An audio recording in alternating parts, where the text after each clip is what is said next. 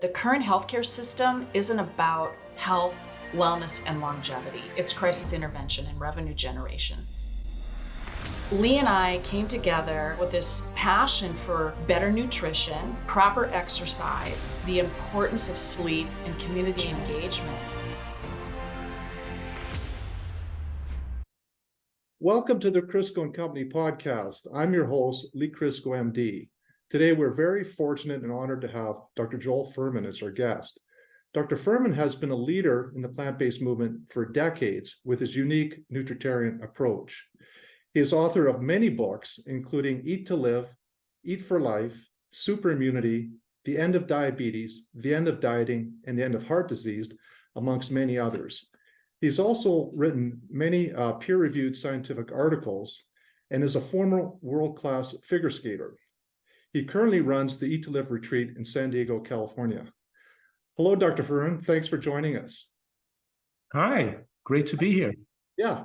Well, just for the benefit of our audience, I'll just give a little background on myself, and then we'll start asking you questions. But Sure. I'm a medical doctor like you myself, and I've been in the business for about 35 years.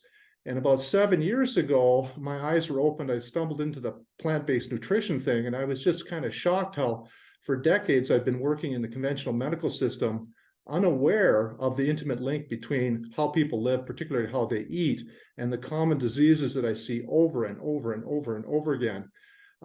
As a diagnostic radiologist, it wouldn't be uncommon for me to see half a dozen lifestyle diseases on a single scan. And I started to realize that, that's just a huge shortcoming of the medical system, and really motivated me and my wife, Joyce, to start spreading the word on healthy living and good nutrition, because we really don't need to be spending $4.3 trillion a year on healthcare. So that's sort of my background, and we're really pleased to have you here. So what's your perspective on why people in the United States are so unhealthy and so overweight? Oh, wow. Well, it's because foods that are processed foods and most of the high concentrated caloric foods rush into the bloodstream very rapidly. They're very different from foods that were available 20,000 years ago, and they become addicting, and it increases their desire to eat more extra calories, and recreating with food becomes one of their primary purposes in life. So I'm saying right now is that because they're not eating natural things like fruits and vegetables and mushrooms and onions and berries, because they're eating predominantly processed foods and animal products, which are more calorically dense and rush into the bloodstream with a lot of concentrated calories at one time. And the high concentration of calories in the blood has stimulatory effects on the apostats in the central nervous system and the dopamine receptors that make you dopamine insensitive and feeling empty unless you continue to overly stimulate them. So then people really don't feel comfortable unless they overconsume calories, and they've disconnected the body's instinctual drive for calories. Instead, now they're driven to eat because of addictive relationships with food, but it's not really food because those foods are not really food. What I'm saying right now is like a bagel, a pizza, a burger, a croissant. Those are not really food, because they act on the body more like a drug, because white flour converts into the bloodstream as sugar almost instantaneously. It's like you just ate a sugar cube. And the high spike of glucose in the blood, which then results in a huge surge of insulin, which is the primary fat storage hormone, and then the high level of insulin increases your hunger as well. And the high surge of glucose in the blood stimulates the same opiate centers in the brain that are overly stimulated by narcotics and cocaine. And because these processed foods and commercial baked goods have no significant micronutrient load, they're not a source of vitamins and minerals and antioxidants and phytochemicals, they're just empty calories. And in order to convert glucose into energy, you need cofactors like vitamins and minerals, and then it produces free radicals. So to convert it into energy is difficult without those cofactors present, and the body has to strip itself of nutrient reserves in order to do so. So it's an inefficient converter into energy. It's more readily stored as fat, And so you're still feeling fatigued and unsatisfied, even though you're over-consuming calories. So I'm just starting to answer the question. It's a very complicated question as to why we have an obesity epidemic and everybody in America is overweight, whereas 10,000 years ago, there was no overweight people on the earth, and there's no overweight hyenas and, squirrels and chipmunks and deer. They're all the same weight, and they all have almost the same lifespan. And primitive humans all had the same weight and the same lifespan, other than accidents and things. But now we're suffering from these diseases, as you were saying, these diseases of nutritional, predominantly of caloric excess and the wrong type of calories. We're eating a diet not well adapted to the design of the human species, and therefore we get disease. So I'm making this radical claim, which you're supporting, is that heart disease doesn't have to happen, strokes does not have to happen, and even most of the cancers that afflict Americans don't have to occur and would not have occurred in human history. The first cancers that were recorded in the scientific literature were in the 14th century among chimney sweeps who first were noticing getting scrotal cancers and testicular cancers from being exposed to smoke. But there were no large amounts of people with colon cancer and breast cancer and prostate cancer. That didn't happen for hundreds of years later, when people were able to get more calories, build up body fat, have more animal fats and processed foods. It's this combination between the excess amount of animal products, which includes animal protein and saturated fat, and processed foods, which of course includes high glycemic carbohydrates and refined oils. And that combination of those, that dietary portfolio is very inflammatory promoting and disease promoting, and creates an untold amount of human tragedy. And people are so confused about nutrition.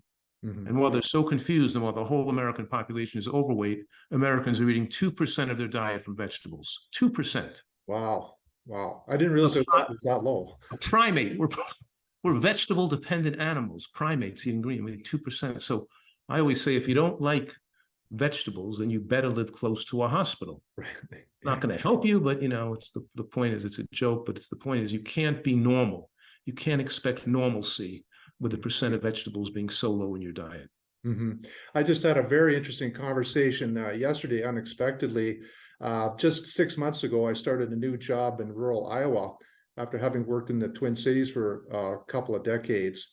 And I was very pleasantly surprised. I wasn't expecting to encounter anybody that knew anything about plant-based nutrition. But actually, in the short time that I've been here, there's 2 doctors that are quite interested in it.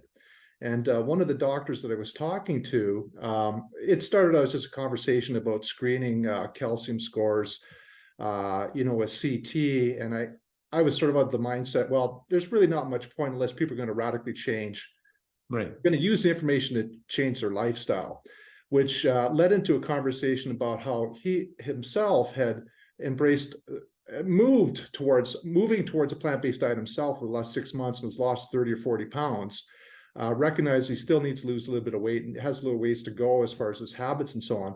But I thought that was really encouraging in rural Iowa, that this guy had this insight. But one of the things that he said was, well, really, the truth is my bread and butter are people that are doing everything wrong. They're smoking, they're drinking, they're eating the wrong foods, they're not exercising. And that's the bread and butter of his work. Anyways, he showed a lot of insight about how to sort of gauge the person that he's talking to and introduce the idea of plant-based nutrition, which I thought was very promising to see that a physician doing that. Not many are doing that, but the CDC says that 74% of the US population is overweight, obese, but you use a statistic in the order of 90%. Why do you have such more stringent criteria on obesity? Well, because obesity is with a BMI above 30, but they're saying overweight is with a BMI above 25. And I'm saying all long-lived societies and long-lived individuals, centenarians, have BMIs below 23, not below 25. So the optimal BMI for lifespan purposes for a male is below 22, and for a female is below 21. So if we permissively allow 23 to be the demarcation line between normal weight and overweight, then that classifies 89% of Americans as being overweight, not 75%. It's 89%. The National Institute of Health and the conventional health authorities are too permissive. You're still overweight if you have, and I'm saying that because we measure insulin levels, HSCRP, myeloperoxidase, oxidized LDL. We measure telomere length, right? We measure methylation defects. We can measure things that show your biological age. And we see that as a male's BMI, as a male's body fat goes above 15%, these numbers go out of whack. As a female's body fat goes above 25%, the numbers become abnormal. And I'm saying with inflammation, immune suppression, deactivation of gene silencing, we're all talking about gene silencing means the body can recognize and silence abnormal genes. It has the ability to recognize and repair gene defects. The body has the ability, the body has this miraculous self-healing capacity that is deactivated by excess calories and by excess body fat. So I'm suggesting that there's no such thing as a healthy overweight person, that all people that are overweight are unhealthy, even if they're not diabetic yet. Because even if they're not diabetic yet, their insulin is too high because fat on the body makes you insulin resistant. And the insulin resistance, then the beta cells in the pancreas have to produce more insulin to keep the sugars in the normal range. So even if the sugars are in the normal range, you still have high production of insulin, which puts you in my definition of diabetes in a pre-diabetic state, because that itself is accelerating atherosclerosis even before the glucose starts to rise. But I'm saying here that if you take the 11% of people in America with a BMI below 23, and we look at them, most of them are smokers, alcoholics, medical conditions like autoimmune conditions or depression. So most of them are normal weights because they're unhealthy. It's only 4% of Americans that have a favorable BMI because they exercise regularly and eat relatively healthfully, because they've done it through healthy diet and exercise. 2.4%. The rest of them are either overweight, because I'm saying if you're normal and you're eating like other Americans eat, then you're supposed to become overweight or something's wrong with you. So we can't look at the health or longevity of the normal weight people, because most of them should be overweight too if they were healthy. Now, what are your thoughts on, like, for somebody like myself, my BMI runs about 26 or 27, despite the fact that I'm less than 10% body fat. Are there any anti-longevity consequences to having a higher BMI without being? I find it hard to believe that you could be below 10% body fat and have a BMI above 26. That means you'd have to weigh about, how tall are you? 5'8.5". You'd have to weigh about 210 pounds. No, 180. Okay. Yeah. I had it a number of years ago, I had my body composition measured with a DEXA scan. And at that time, I was 10.6% with the DEXA scan. And then I went on the plant-based diet and actually got leaner. How come you're so muscular? Did you do a lot of weightlifting? How do you get so muscular? I've lifted weights since I was 14 years old. Yeah. And now I do a combination of weightlifting and, cardiovascular work. Right. But I've lifted weights, for decades. I would check your body fat again, because depending on your age, it's hard to maintain the favorable body fat as you get older without much body weight. It might be advantageous for you to drop 10 pounds or so as you get older, so you can still maintain the favorable body fat. You may need to lose some muscle mass to keep your body fat low, because as we age, it's hard to maintain the same. You can maintain the same weight, but your metabolic rate may slows down, and some of that muscle may turn into fat. So just be careful. But if you're following a healthy diet, you're exercising regularly, I'm sure you're fine. But it's a little unusual for a 180-pound person to have such a low level of body fat. So you're right, BMI is not an absolute indicator. You could have a healthy person with a BMI of 23 or 24 if their body fat was that low, but it's very, very unusual to see that.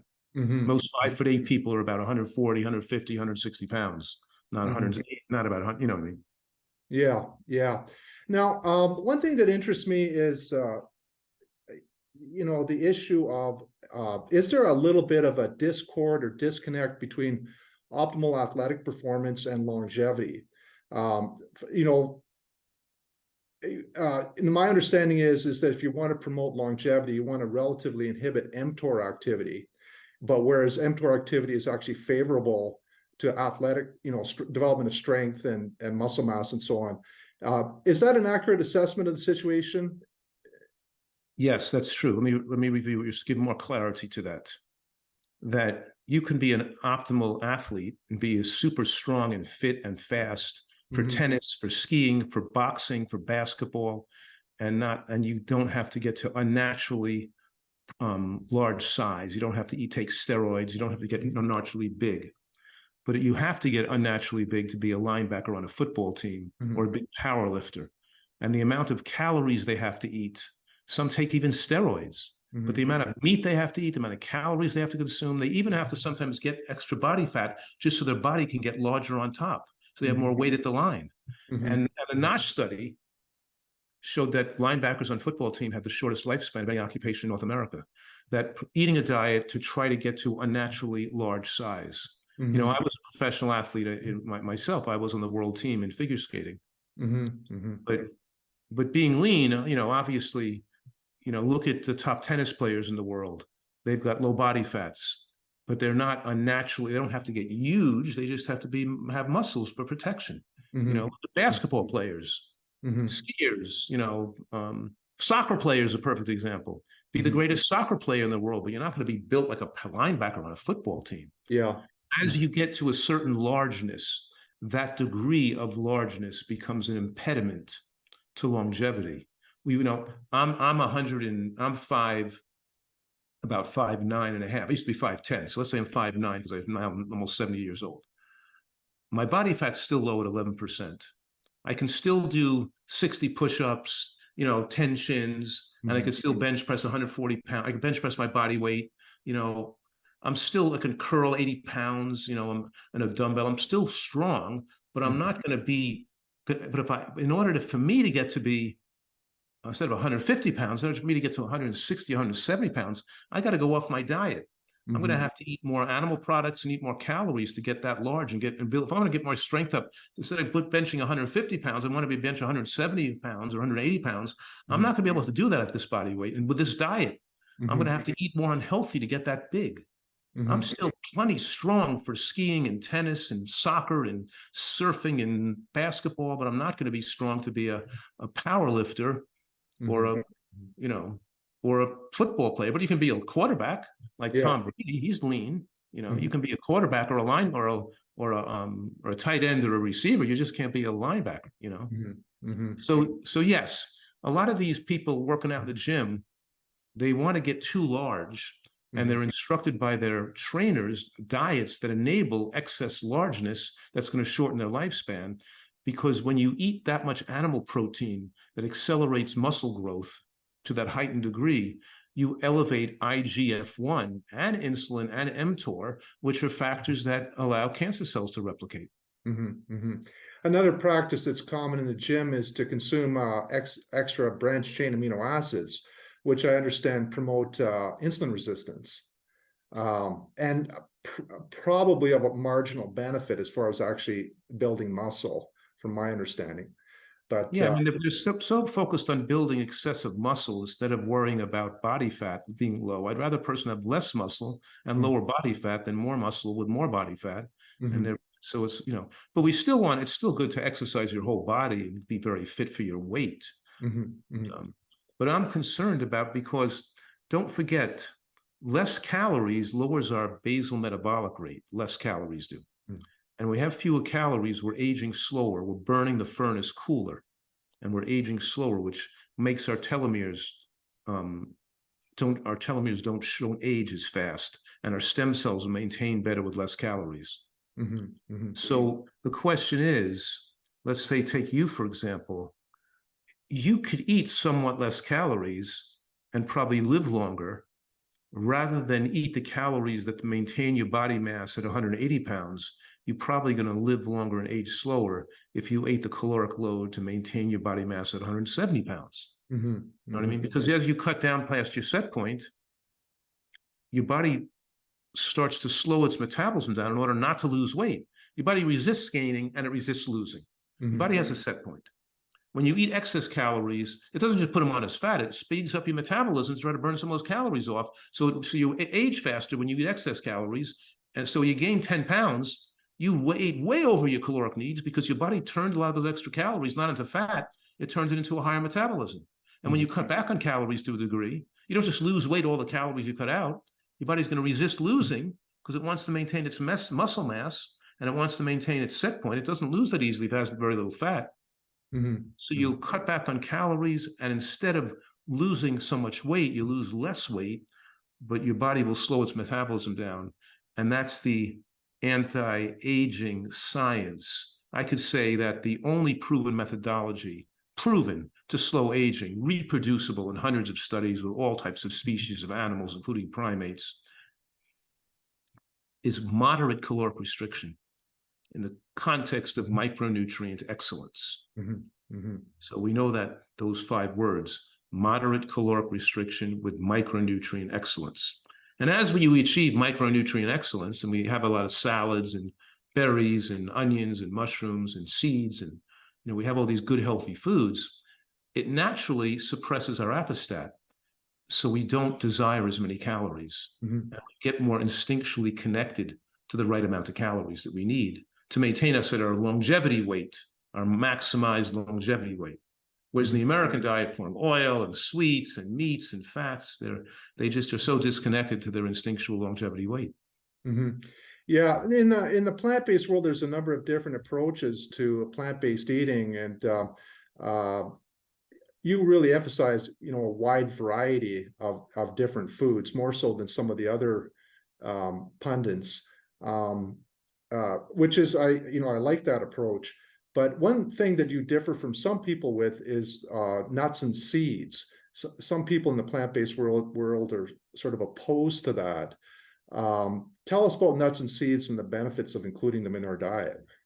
Yeah, frankly, it's kind of strange that there could be any controversy with regard to this, because there shouldn't be a controversy, because there's literally probably 100 studies on the subject that all show positive effects on longevity and reduced cardiovascular death. And, a Nutritarian diet, the American diet gets its fat from animal fats and oils, like olive oil and canola oil. A Nutritarian diet gets its fat from nuts and seeds and avocado, from whole foods. That's a big change, right? And I'm saying that there's a plethora of studies that show that as seeds in their dietary portfolio, they reduce all-cause mortality, they live longer, and they reduce cardiovascular deaths by about 40%. That's been corroborated. That's been corroborated in numerous studies. I recently published a study about a year ago or so in the International Journal of Disease Prevention and Reversal. I was asked Dr. Kim Williams, the former head of the American College of Cardiology, and who was the editor of the journal, asked me to write a review article on nuts and seeds for cardiovascular prevention and reversal. And I wrote an article published entitled "Nuts and Seeds for Cardiovascular Prevention and Reversal," and I put 50 references in. Wow. And I have to say that anybody who's an unbiased observer or scientist studying this issue and reviewing all the data could not advise somebody to take nuts and seeds out of their diet.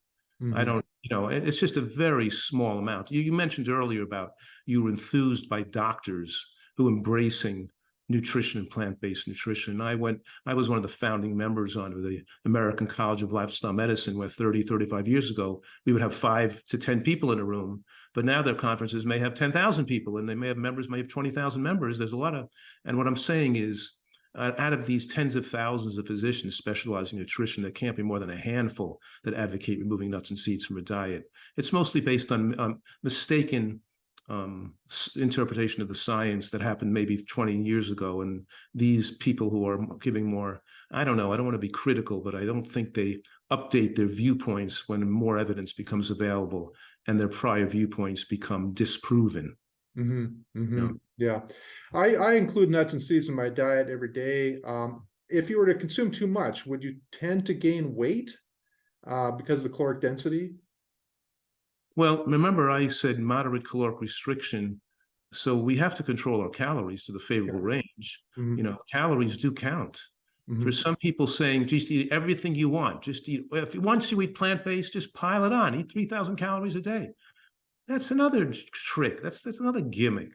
You might gain as much weight, but it's not good to eat so much calories. So you can overeat on nuts and seeds, but you can overeat on on a lot of things too. You can eat too much beans. You could eat too much grain. You could eat too much anything.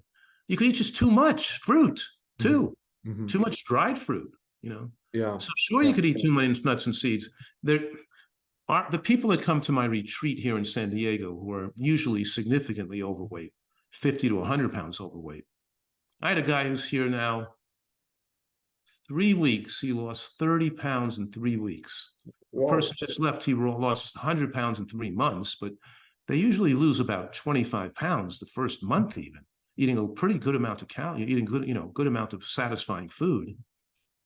But the point I'm making right now is that these people, because they're eating so healthily with so much bulk and so much fiber, they're satisfied with the right amount of calories, and then they gravitate pretty quickly to their optimal weight, and they're not restricting nuts and seeds. Well, I'm feeding them a half an ounce of nuts and seeds with every meal, like a heaping tablespoon of ground flax and chia seeds on their oatmeal or amaranth or their grain and their berries in the morning. They're getting about a half an ounce of nuts and seeds in the dressing on the salad for their lunch with a vegetable bean soup. It might be an orange cashew dressing, sesame dressing, or a Russian fig dressing with almonds and fig vinegar and roasted garlic and tomato sauce. There's about a half an ounce of nuts and seeds in the dressing. Maybe the dip at night has a hummus dip or a salsa dip or something, or the dessert, maybe a frozen banana ice cream with some nuts and seeds to make it creamy. There's about a half an ounce of nuts and seeds in the diet, but that's because these people are overweight. And I'm counting how much nuts and seeds I'm giving them. But people who are athletic or slim or low body fat like you and me who are exercising more can eat more than that because our caloric needs are a little higher. So whatever we're eating, our caloric needs are modulated to our own metabolism, our own basal metabolic rate, our own need for calories, how much exercise we do. But so yes, these foods are not unlimited, but neither do we have to exclude them totally, because that leads to a whole host of different problems. Increased inflammation. For example, the heart relies on ALA, alpha-linoleic acid, to stabilize its myocardia. And you have increased risk of atrial fibrillation on low-fat diets. An increase in the Physicians' Health Study showed a 60% increased risk of sudden cardiac death in men who did not eat nuts and seeds compared to men who ate at least an ounce of nuts and seeds a day.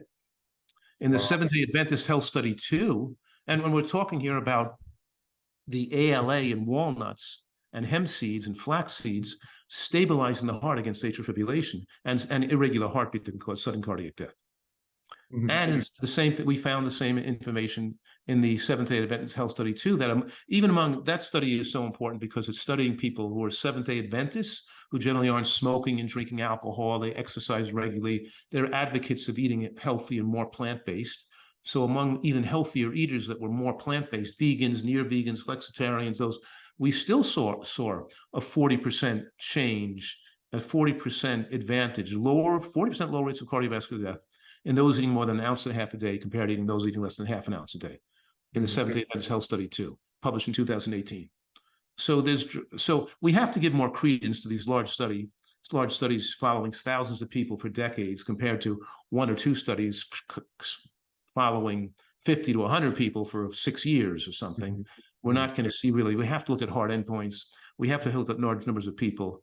And all these studies, scores of them, corroborate each other and show the same basic information. So I have to say, no controversy. There's no controversy. The studies, they can't come up, the person having that viewpoint can't come up with studies.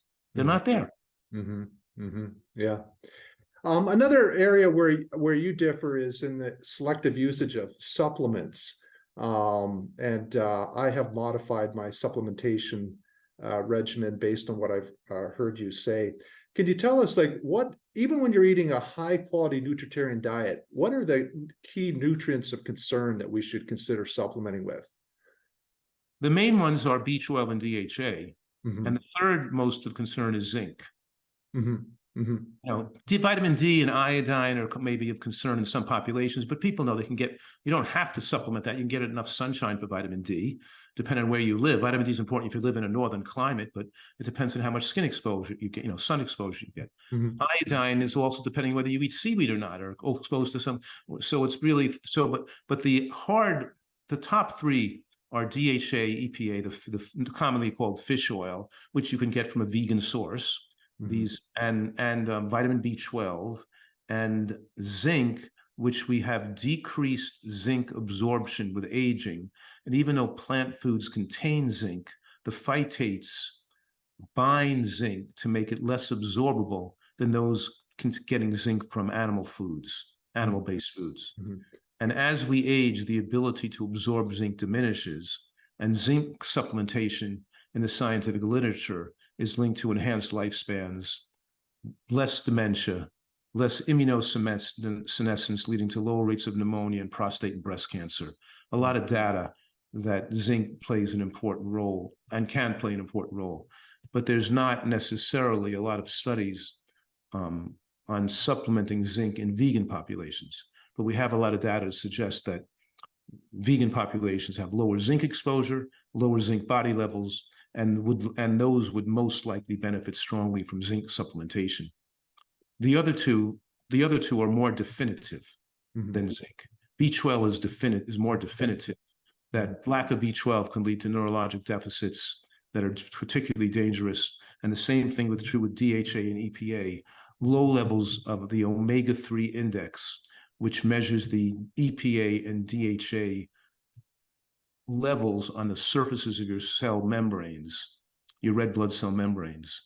Lower levels over time are linked to shrinkage of the brain and cognitive impairment with aging. And every study looking at that issue showed the same thing. Any long-term study that followed people for decades, identifying those with low omega-3 index, showed those groups with more brain shrinkage and more cognitive impairment. Now, I originally started advocating this and supplying it was when my history of being in this plant-based movement for more than 50 years now. I'm almost 70 years old, but I've been doing this since I'm 15 years old. Wow. You know what I mean? So, but the point I'm making right now is that my mentors and the people I looked up to in the natural hygiene movement who were eating super healthy vegan diets and taking B12, when I admired these people and learned from them, and then I became a doctor and they became elderly, and all my mentors and people I admired all developed either dementia or Parkinson's. Not all of them, but most of them developed it. Like Dr. Shelton died of Parkinson's, and Dr. Sidwa died of Parkinson's. And these people and Dr. Vetrano, Dr. Shelton's assistant, had dementia in her later years. And all these people who are her, and then my patients, as caring for the vegan community back then, seeing people from the American Vegan Society and American Natural Hygiene Society, so many of them developed neurologic deficits. They didn't get cancer and heart disease. And when I measured them as a doctor now, I'm the doctor, and now they're my patients, and they're the elderly person who used to be the doctors. These are people who are now making up this community of health enthusiasts with so much neurologic deficits because they lived so long. But I checked their blood, many of them, scores of them, checking blood levels, showing radically low levels of omega-3 index, explaining the deficits we saw. And subsequent studies to that have absolutely indicated the risks. It seems that people get into their dietary philosophies in such a religious nature that they don't, it's like being a Trump supporter. They don't let the facts influence their prior decisions, and they become fanatically and can't weigh evidence. And I think that, like here too, there's an overwhelming amount of evidence that if the omega-3 index is too low, you're placing yourself at health risks. So I think that there's, just like with B12, I think the data is overwhelming and conclusive. And some people may differ. They talk about theory. They say, oh, vegans don't have more depression and don't have more dementia than non-vegans, which is irrelevant. because non-vegans have dementia because they're eating so unhealthily, because they're not eating antioxidants and phytochemicals, not all for DHA deficiency. With vegans eating so healthily, it's the DHA causing the dementia that occurs. There shouldn't be any dementia in vegan populations, not just because they have less dementia or the same amount as standard American diet eaters. Irrelevant. They give a whole host of irrelevant arguments, like, oh, the level in your blood isn't the level in your brain, or the blah, blah, or your body gets enough. We can see we don't want. But you're right. We don't need to supplement if we're going to live a normal lifespan compared to the average American, because most people won't get dementia and won't get problems with DHA being marginally low if we're going to be dead by the age of 80 years old. But if you're going to eat so healthy, live to be 90 or 100 years old, and I said the average lifespan of humans should be between 97 and 107 years old.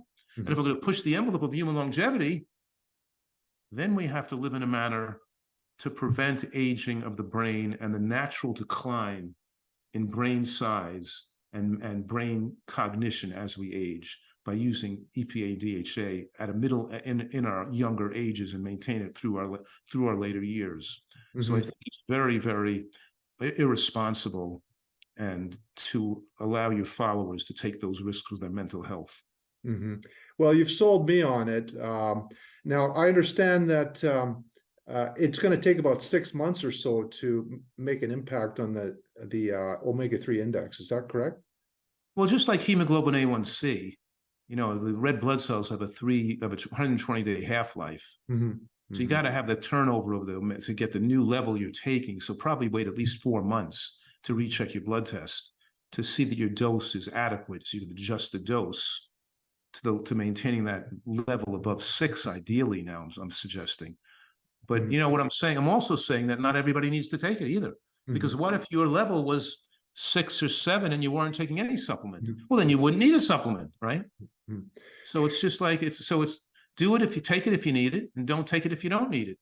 But the idea that you have a level of 1 or 2 or 3 and going to ignore that and say it doesn't matter, that's really crazy. Yeah. Now, what do you typically recommend? About 250 milligrams a day of mixed DHA, EPA? Yeah. Correct. Yeah. I heard you say something that's relevant to what you were just talking about, the so-called blue zones where people live, exceptionally long lives. We recently watched a documentary on that. We noticed that some of the behaviors were maybe not actually totally optimal for promoting longevity.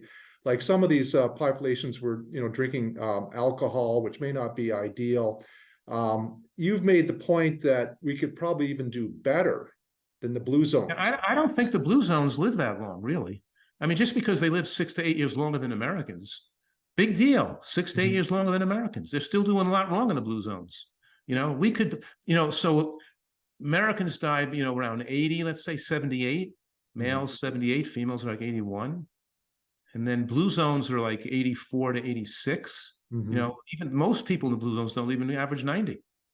In my practice over the last 35 years, most of the people that adopted a Nutritarian diet who are very old have been living past 95. Wow.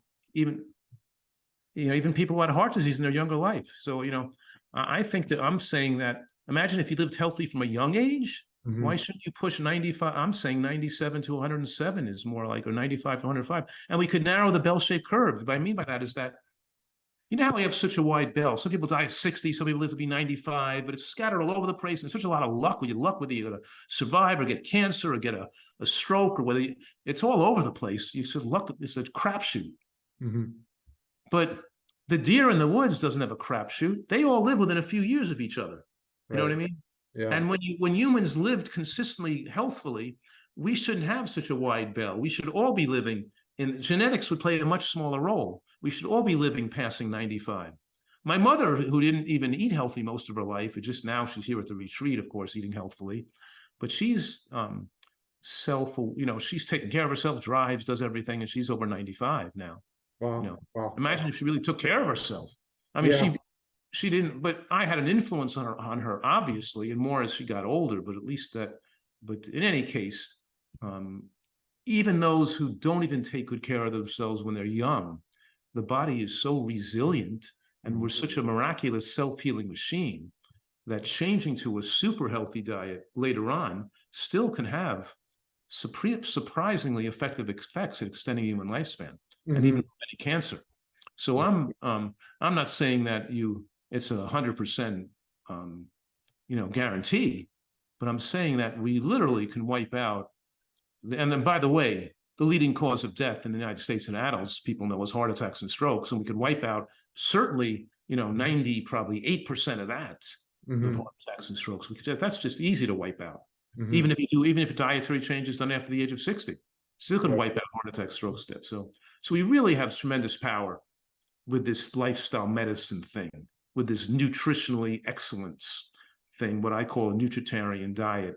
It's really a diet of nutritional excellence designed to idealize human nutrition. And I'm saying here that the ideal diet to promote longevity and prevent disease is also therapeutically effective to reverse disease. So people's chest pains go away, their diabetes goes away, their high blood pressure goes away, their psoriasis goes away, their lupus goes away, their asthma goes away, their headaches go away. They get better because they eat so healthily. I have a person here now whose psoriasis is melting away, but so many people recovered from asthma. And about 75% out of the people that come to my retreat here, I've been noticing that 75% of them get rid of their type 2 diabetes within 6 weeks, and about 90% within 6 months. So it really, and then blood pressure too. They're off their blood pressure medications like 75% within 6 weeks. It doesn't take that long. They've been eating unhealthy for decades, and all of a sudden they eat healthy for a couple of months and they don't have high blood pressure and diabetes anymore.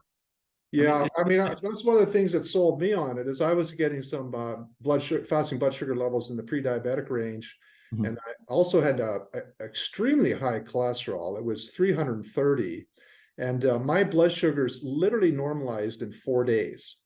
I was running high 90s, low hundreds fasting. Within 4 days, my morning fasting blood sugar was 65.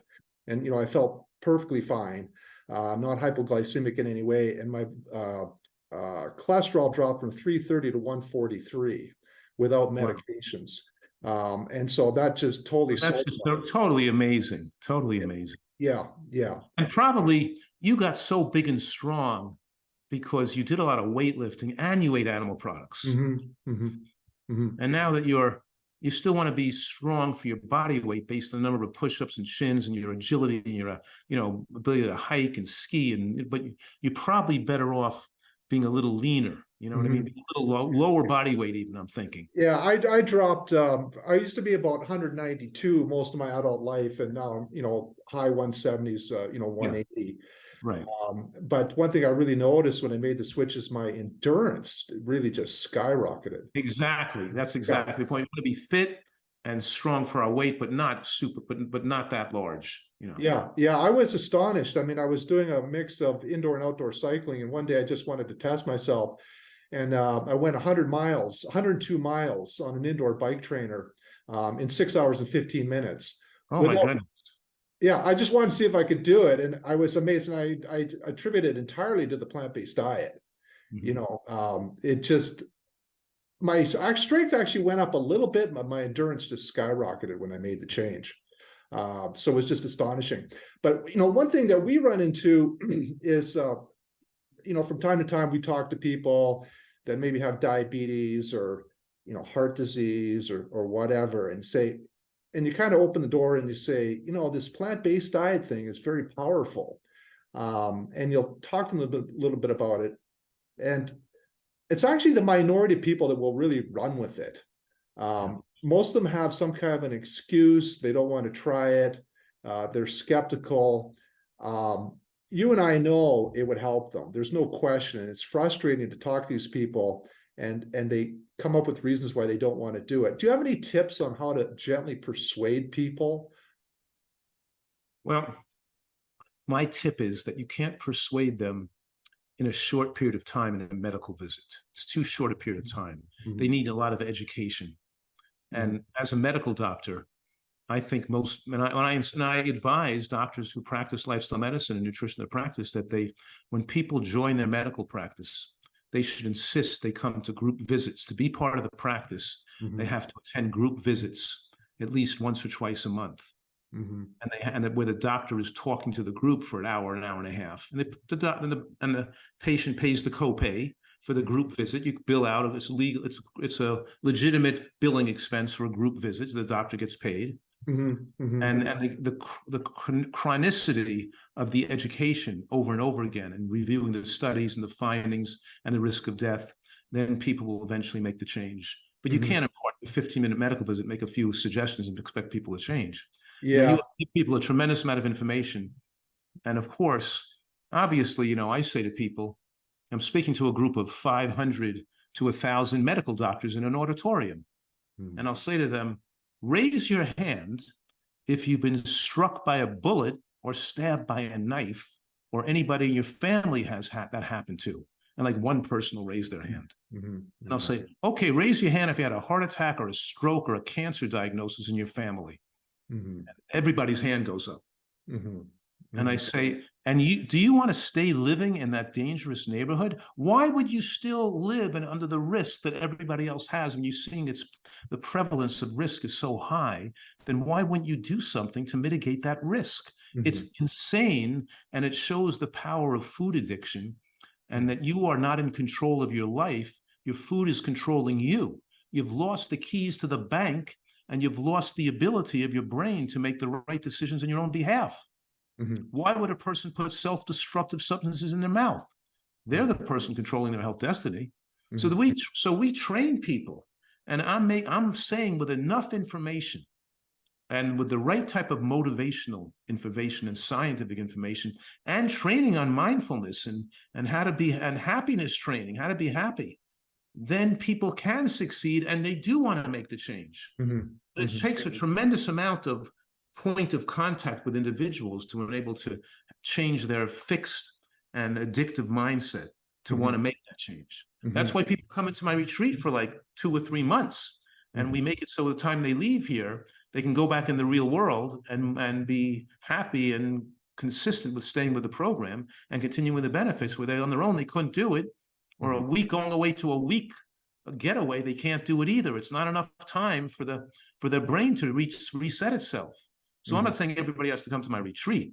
They can instead read books, watch videos, join member centers, join like my member center where we're supporting each other like you're doing. People could, listen to your podcast videos. They can get more information. They could work, but they have to work for that. They have to put effort into it. So first we have to convince them that this effort is worth it. Yeah, I think it's about, for me, my attitude has changed. Like people say, I can't understand how you can be so disciplined avoiding the cheesecake or whatever that somebody brought to work. It's not even an issue of discipline anymore with me. I don't want to have heart disease. I don't want to be sick. I like the way I feel. And I have a connection between eating that food and undermining my health. So it's no longer even an issue of discipline. But no, it's not a matter of discipline either, because we have desserts that taste just as good as that. I don't need their disease-causing dessert. I can have a healthy dessert. Right. Yeah. I made a healthy fig Newton. It was like made of fresh figs from my garden. We made banana ice cream made with fresh bananas and macadamia nuts and vanilla bean powder and a little splash of plant milk. It was like melted in your mouth, and without that heavy degree of sweetness and the chemical taste you get from regular ice cream. What I'm saying is, we make a Thai curry sauce. We're making food taste delicious. We're not giving up anything with discipline. We're just smart. It's just smart nutrition. And you enjoy the food more, not less, because now our intellectual self is comfortable with our emotional self. So we're getting pleasure, and we're feeling good about ourselves, and we're intellectually satisfied, and we're feeling that we're healthy, and we're feeling better too. We're sleeping better. If I go eat on something unhealthy, I'm up half the night drinking water all night long and then running to the bathroom the whole night. I can't even sleep when I eat unhealthy. And my stomach's, I feel better. And like you said, you have energy. You gives you emotional and physical feeling of physical well-being too. Yeah, for the food, the food can be delicious. Like today I had a Kung Pao chickpea dish that was just absolutely, delicious. Right. I'm sure I had the best lunch of anybody at work. Now, we're not giving up. We're not giving up enjoyment of eating. The whole thing is ridiculous. Is people think that, I couldn't do that, and I don't. I'd rather be dead if I had to eat carrot sticks and celery. It's just their food addiction talking. They don't they don't know enough yet. Even the taste buds get stronger when your health gets better and you stop over stimulating the bliss point with so much sugar and salt and spice, and your taste buds improve so that what you're eating, you adapt to what you're eating. You like it better. Absolutely. I find that, you know, as the palate becomes more sophisticated, you can appreciate this broad range of tastes that you never even appreciated before. Absolutely. That's so Um, true. like one of my favorite things is, you know, just raw veggies. Or I remember like early in my process, I remember coming home one day from work and I was really hungry, and there was just cold steamed broccoli sitting on the counter with nothing on it. And I ate it, and I couldn't believe how flavorful it was. Oh, that's like a dessert that you can melt in your mouth, like steamed broccoli with Mhm. roasted garlic and just a little touch of spray of olive oil when it's cooked. It gets like it's like melts in your mouth like a. And then what my favorite foods is artichokes, like steamed Mhm. artichoke hearts, Mhm. just plain with nothing on it. Oh It's yeah. like wow, this was like it's like a delicacy of the gods. Mhm. Much better than eating like escargot or caviar. Have a Mhm. steamed artichoke heart. It's the Mhm. greatest thing. People don't Yeah. even know how good natural. And what about a fresh fig that you picked off your own tree that ripened on the tree, or fresh, growing some of your own food like tomatoes? And you know what a dry farm tomato is, where you don't water the plant in the last month before you pick it. As the Mhm. tomatoes ripen, you purposely don't water to increase the sweetness of the tomato. But the point I'm making is there's so many incredibly delicious natural foods that are just delightful. And Yeah. it's even more emotionally satisfying when you grow some of it yourself, and Mhm. you made yourself their own food. Yeah, there's really like once you make that transition, there's really no sense of deprivation at all, Yeah. really. But one of the things you're an advocate of is, you know, the importance of including some raw foods in the diet. And what is it that's special about raw foods? That as I learn more and more about it, I understand it. It just seems to have a profound anti-inflammatory effect. And why would that? Why would that be? There's numerous reasons. Number one is that lettuce is the richest source of sulfoquinavose, which is the primary fuel for the growth of healthy bacteria in the gut that thicken your biofilm with healthy gram positives. Mm, Number one. Lettuce also is low in oxalic acid, which all the calcium and magnesium and the minerals become readily absorbable, as compared to spinach, which is high in minerals but has a lot of phytic acid and oxalic acid, which mm, doesn't allow them to be absorbed as readily. mhm, The other issue is in raw foods is that raw onion has an enzyme called alliinase, which forms more organosulfide compounds when you chew it raw or eat it just partially cooked, because the alliinase enzyme gets deactivated. When you cut an onion, it makes your eyes tear, forming sulfenic acid. Well, that mm, formation of the sulfenic acid is also forming major, powerful anti-inflammatory and endothelial favorable compounds. The same thing with a myrosinase enzyme in cruciferous vegetables like broccoli or kale or collards or bok choy and arugula. You put a little arugula on your salad, a little cabbage on your salad, and chew it really well.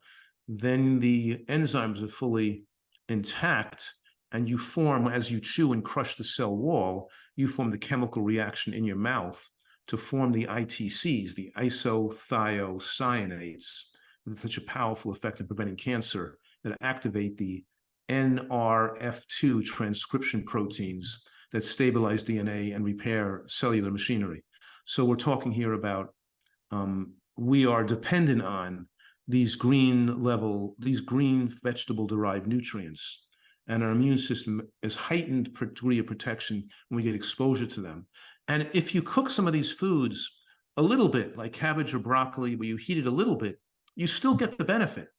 It's just mhm, when you start to cook it too much that you can start to deactivate all those enzymes. And also chewing the raw vegetables in your mouth with the saliva and with the bacteria between the teeth, you also form more nitric oxide and other beneficial anti-inflammatory compounds as well. So mhm, there's a lot of different reasons we can keep going into, but it's better to have this mix of raw and cooked. mhm, And even the cooked should be mostly water-based cooking methods like wokking or blanching or steaming, and not things that are overcooked, not barbecuing and heavily baking and browning and darkening and blackening foods and making mhm. them crispy and hard. And it should be things that are moist where it doesn't damage the food. And for a lot of these nutrients, if you half cook it, it's still very bad. You still get a lot of the nutrients you would get. See, broccoli is overcooked, you don't get much nutrients. You lose some nutrients. Raw, you get a good nutrient, but if you just half cook it, like wok it, So it's like half cooked. You get a tremendous amount of nutrient absorption from partially cooked. So that's also very good to be partially cooked. Okay. Okay. Do you have any thoughts on lipoprotein A, which is it's actually a personal concern for me because for whatever reason, I guess genetic, my lipoprotein A is almost 3 times the reference range, although my total cholesterol and LDL are good.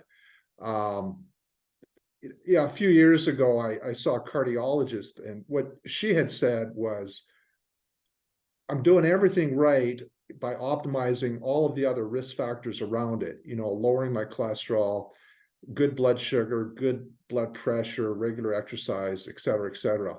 Do you have any other thoughts? I know that there's a trial for a particular medication, but it's not on the market. My concern is that they may show a medication can drop this thing, but it doesn't necessarily mean that the hard endpoint of having a heart attack or dying early is going to be altered. Do you have any thoughts on this? Yeah, I do. I think that what the cardiologist told you is correct. That what you're saying, if you keep your LDL, particularly your oxidized LDL, very favorable, this high antioxidant diet, keep your body fat down, your weight down, don't overeat. And particularly, I'm saying don't eat too many calories because the excess calories can drive up LPA. And over time, as you do this degree of moderate caloric restriction, and it slows down your metabolism a little bit because you undershoot your basal metabolic needs, your LPA will improve a little bit. And even if it's still in the abnormal range, it'll be the low range of abnormal, not the high range of abnormal. We see improvements in LPA as people adopt this program of moderate caloric restriction, and then we see improvements as as IGF-1 and insulin and all these hormones go lower, we see improvements in LPA as well. But I agree with that. If we get everything right, it should be less of a concern or no concern. Okay. Yeah. Well, I mean, interestingly, it must be genetic that I have this high number, but there's actually very little heart disease in my family. People actually tend to live a pretty long time. But now you're kind of on the forefront, or we're on the forefront regarding time-restricted eating and fasting. It used to be that was considered, quackery, but now it's kind of all the rage. What is the role of both time-restricted eating and outright fasting in the management of disease? Well, the first and most important thing is that our body heals itself, and the anti-aging phenomenon and disease reversal benefits we get from dieting occurs when we're sleeping at night. Most repair occurs during sleep when we're not digesting food. It's the combination of being still and resting while we're not digesting that enhances cellular repair. So by eating late at night and a heavy meat dinner late at night, and we're digesting calories half the night while we're sleeping, inhibits or promotes aging and inhibits cell repair. So time-restricted eating or intermittent fasting, I like to look at it as the most valuable part of that is eat dinner earlier and don't overeat at dinner, almost so you could be a touch hungry at bedtime, or certainly that you make sure that when you go to sleep at night, you don't feel you have to have a full stomach anymore. If you can't eat light at night, make a bigger meal for lunch if you have to, but eat lightly at night or eat earlier at night. We generally serve dinner here around 5 o'clock. And even sometimes I overeat at night. I'm overeating and because it tastes so good. And then I go to bed at night, I'm still feeling I said, oh shoot, I overate. I should have finished digesting by now. I got to remember I got to try to eat less for dinner and eat earlier. You know what I mean? So if you overeat, it takes longer to digest it. So you can increase the hours of digestion by putting too much food in your stomach at one time. It's why people, they eat dinner and they're not even hungry for dinner because they eat too much at lunch. If you eat too much at breakfast, you're not going to be hungry. If you want to eat 3 meals a day, you have to not overeat so you can get hungry in time and have your stomach be totally empty and feel like eating the next meal. But particularly at dinner time is critically important. And so, yes, fasting and intermittent fasting has benefits for longevity, just like caloric restriction does. But I generally don't recommend it too much because I'm dealing with overweight food addicts so much. And if they're still overweight, we're trying to fast weight off them instead of learning how to live the lifestyle. It makes them more emotionally obsessed about food. It actually triggers addictive behaviors. It doesn't help it. And even though you might have accelerated the weight loss a little bit, they're going to get a slow metabolic rate that's extremely too slow after the fast, and they'll gain weight too readily. They're not even going to want to stick with the program after the fast. So it complicates things and makes too high a risk of weight yo-yoing and less chance they're going to stay consistent on the program long term. So I don't recommend that. But right now I'm fasting a person because she's eating healthfully, and her psoriasis was so bad and so itchy that I just felt I wanted to clear the psoriasis faster so she could be more comfortable. And she wasn't that overweight anyway. So I started her after about a couple of months of eating right, and her psoriasis wasn't yet going away yet. So I started her on a fast this week, and immediately it's clearing up her psoriasis. And so I'm sometimes going to fast people as a therapeutic modality. Like I particularly use it with asthmatics, because once they eat healthfully for 6 months, and I want to slowly wean them off their steroids, I want to make sure as they come off their steroids, they don't flare up again and have an attack. So I start them on a brief fast to reduce the propensity for an immune hyperactivation, so their asthma is clear and there's no reaction while they're staying off the steroids for the next, so they're going to fast a week or two, and then they're going to go back to eating, and I can make sure they're never going to have another asthma attack the rest of their life. So I can use it in my tool bag of arsenal of natural remedies, but I don't want to overuse it either. You know what I mean? So it's for you, it's more of an anti-inflammatory strategy rather than a weight loss strategy. Correct. I do not recommend using it for a weight loss strategy. Yeah. Now, I think we'll wind it up soon, but just one last question, that you have some interesting insights about the relationship of how people eat and their mental outlook and their whole sense of purpose in life. Can you comment on that? Wow. You must have done a lot of listening to and reviewing of my work. You know everything about me. Yeah, well, I've read a few books. I've listened to you on the internet too. But thank you. I appreciate your that respect that you have for my work. I really appreciate that. Yeah, it was well deserved. Thank you. Well, yes. I mean, we have to deal with a person on multiple levels, and people don't really are not going to accept your desire to be useful to them and change their behavior if they don't feel you care about them and are interested in them as a person. So if you show a person love and care and unconditional love, if somebody's, is some friend of yours or some family members, they're not going to listen to you tell them how to live and eat unless they're first convinced you really care about them. Then they'll be more likely to listen. They know it's coming from your heart of goodwill. So that has to be established first of all. And what I'm saying here is that when people they don't succeed on a healthy diet because it makes them feel socially uncomfortable, because they're so used to getting their self-esteem, externally generated self-esteem, which is like junk food. You want other people to approve of you. You want other people to like you. It's like posting on Instagram, how you look, how much money you make, your fancy clothing, whatever it is you're trying to impress on people. And you just want to be liked. And when you eat differently than other people, they're going to make you feel uncomfortable, and you're going to feel like you're losing their approval. And that loss of approval and loss of social connection is going to interfere with your ability to stay taking good care of your health. So we try to build people who have a healthier outlook on life by building internally generated self-esteem, not dependent on externally generated self-esteem. So they feel good about themselves, because when the person says to them, oh, well, if I had to eat that way, I'd rather be dead. Who wants to live on celery the rest of your life? Then, or says anything to you that could be somewhat interpreted as being argumentative, accusatory, nasty, or anything, we're no longer trying to protect our ego or defend ourselves. We're just thinking, this is an opportunity for me to have creative goodwill for this person, to use my intelligence and creativity to see if I can have a good effect in their life. And the chance of having a good effect in their life may be 1 in 100. But the fact that you attempted to do that is how you build internally generated self-esteem, because we appreciate the world outside ourselves. We have more gratitude. We have more respect and appreciation for nature and our connection for other people and our legacy to have a good effect on others. Mm-hmm. And therefore, we're not dependent if a person is liking us, or we don't have to impress them by drinking socially or by eating their cheesecake that they made for us on our birthday.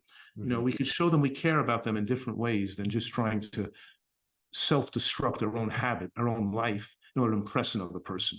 Mm-hmm. Our behavior is not needed to impress another person. So that type of we have a different type of mindfulness. Mm-hmm. We're mindfully respectful of the beauty, the nature and beauty in natural foods, mm-hmm. almost as if we can see into the foods with the structure and function and how our relationship to that food are dependent on each other. So mm-hmm. we have an appreciation for food more. We're foodies.